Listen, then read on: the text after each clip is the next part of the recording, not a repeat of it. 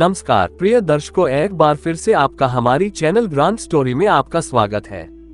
प्रिय दर्शकों, आज फिर एक नई कहानी लेकर हाजिर हुए हैं। कर्ण का जन्म एक दिव्य बालक के रूप में हुआ था। सूर्यदेव के वरदान से जन्म लेने के कारण वे बचपन से ही दिव्य कवच और कुंडलों से सुशोभित थे। लेकिन उनकी माता कुंती ने उन्हें त्याग दिया, जिससे वे एक सारथी के घर पले बढ़े। गुरु द्रोणाचार्य ने उन्हें क्षत्रियों के रूप में शिक्षा देने से मना कर दिया। तब उन्होंने भगवान परशुराम से शिक्षा प्राप्त की। लेकिन जब परशुराम को ये ज्ञात हुआ कि कर्ण क्षत्रिय नहीं है, तब उन्होंने क्रोधित होकर उन्हें श्राप दिया कि जब उन्हें अपने ज्ञान की सबसे अधिक आवश्यकता होगी तब वे इसे भूल जाएंगे। कर्ण के लिए जीवन हमेशा संघर्षों से भरा रहा, परंतु उन्होंने कभी हार नहीं मानी। वे अपने सम्मान और स्वाभिमान के लिए अंत तक लड़ते रहे। कर्ण की दानवीरता की सबसे बड़ी परीक्षा तब हुई जब श्री कृष्ण ने महाभारत युद्ध से पहले उन्हें उनकी वास्तविक पहचान बताई। श्री कृष्ण ने कहा, हे कर्ण, तुम कुंती पुत्र हो, तुम पांडवों के ज्येष्ठ भ्राता हो।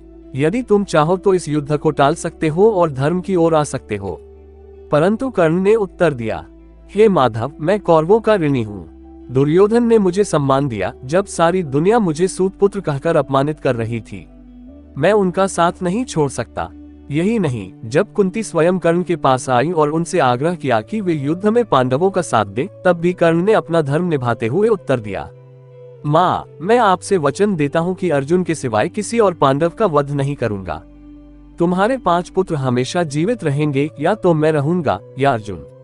कर्ण ने अपने व्यक्तिगत स्वार्थ से ऊपर उठकर दानवीरता और वचनबद्धता का सर्वोच्च उदाहरण प्रस्तुत किया।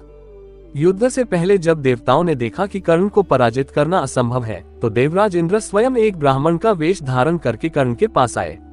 उन्होंने कहा, हे कर्ण, मुझे तुमसे कुछ मांगना है।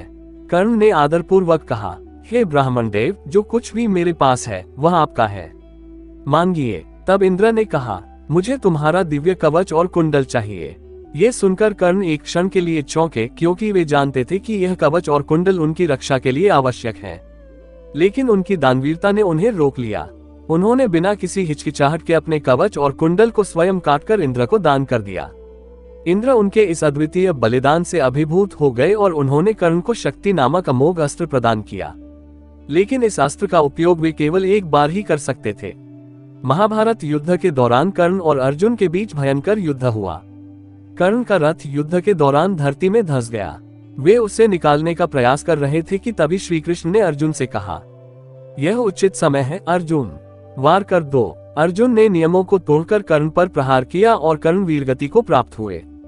कर्ण के अंतिम समय में श्री कृष्ण उनके पास आए और कहा, हे कर्ण, तुम केवल योद्धा ही नहीं बल्कि साक्षात दानवीरता के प्रतीक हो। तुम्हारी वीरता और दानशीलता अमर रहेगी।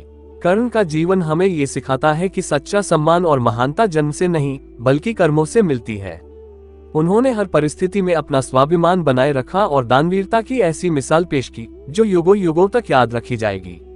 इसलिए कर्ण को केवल एक योद्धा ही नहीं बल्कि दानवीरता और धर्म का अमर प्रतीक माना जाता है। आपको ये कहानी अच्छी लगी हो तो लाइक, शेयर और सब्सक्राइब करना ना भूलना।